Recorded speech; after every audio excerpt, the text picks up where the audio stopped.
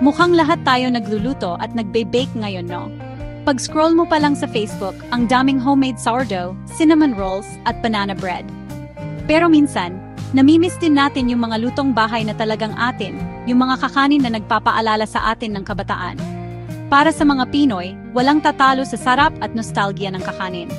Galing sa salitang kanin, ang kakanin ay mga tradisyonal na panghimagas natin. Kaya simulan na natin ang paggawa ng mga paborito nating kakanin na madali lang gawin sa bahay. Simulan natin sa classic, ang puto. Ang puto ay steamed rice cake na gawa sa galapong. Pwede itong kainin kasama ng dinuguan, pancit, at iba pang ulam. Madalas itong bilog at may iba't ibang kulay at lasa, tapos may keso pa sa ibabaw. May kanya-kanyang version din ng puto ang bawat rehiyon, kaya iba-iba ang twist at flavor. Sunod naman natin ang suman. Patok ito sa maraming tahanan. Gawa ito sa malagkit, gata, asukal at konting asin na nakabalot sa dahon ng saging bago i-steam. Masarap itong kainin na may latik, asukal o kaya prutas tulad ng mangga. Maraming probinsya ang may sarili nilang version ng suman, tulad ng suman sa ibos, suman sa lihiya, at sumang mais. Ngayon, pag-usapan naman natin ang bibingka. Gawa ito sa galapong, gata o tubig, at itlog na maalat at nilalagyan ng dahon ng saging sa ilalim. Madalas itong binibake sa pugon, kaya may smoky flavor ito. Paborito ito tuwing Pasko at Bagong Taon, lalo na pagkatapos ng simbang gabi.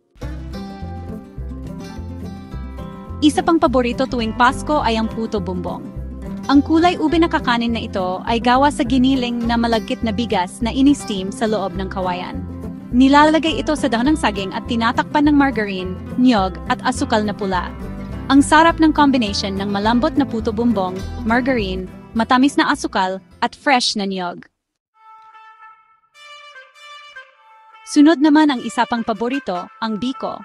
Ang matamis na kakanin na ito ay gawa sa malagkit, gata at asukal na pula na may latik sa ibabaw. Madali lang gawin ang biko at madalas itong inihahanda sa mga handaan at fiesta. Siguradong mabubusog ka sa tamis nito. Kung naghahanap ka ng malambot at chewy na kakanin, subukan mo ang espasol. Gawa ito sa galapong na niluto sa gata at may kasamang minatamis na niyog at binubudburan ng toasted rice flour. Masarap itong pangmeryenda at madalas itong ibinebenta bilang pasalubong sa Laguna. Kapag napadaan ka ng Laguna, bumili ka ng espasol. Huwag nating kalimutan ang kutsinta. Maliit lang ang kakanin na ito, pero masarap. Gawa ito sa tapioca o rice flour, brown sugar, lye, at may halong yellow food coloring o annatto extract. Nilalagyan ito ng niyog sa ibabaw. Ang combination ng texture at lasa ng kutsinta ay nakakatuwa. At syempre, hindi mawawala ang pichi-pichi. Gawa ito sa kinudkod na cassava at coconut juice. Ini-steam ito hanggang sa maging malagkit. Nilalagyan ito ng niyog para mas masarap. Kung naghahanap ka ng simple, pero nakakabusog na kakanin, ang palitaw ang para sa'yo. Ang maliit at flat na kakanin na ito ay gawa sa galapong. Bago ihain, binabalot ito sa niyog at asukal na may sesame seeds. Panghuli ang sapin-sapin.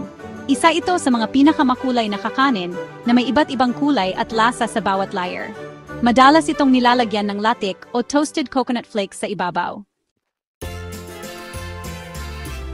Yan ang top 10 kakanin na dapat mong subukan. Anong kakanin ang gusto mo ngayon? Nasubukan mo na ba gumawa ng kahit isa sa mga ito? Ikwento mo naman sa comment section sa baba. At kung nagustuhan mo ang video na ito, i-like at subscribe. Marami pa kaming ihahandang videos para sa inyo, mula sa masasarap na recipes hanggang sa exciting food adventures.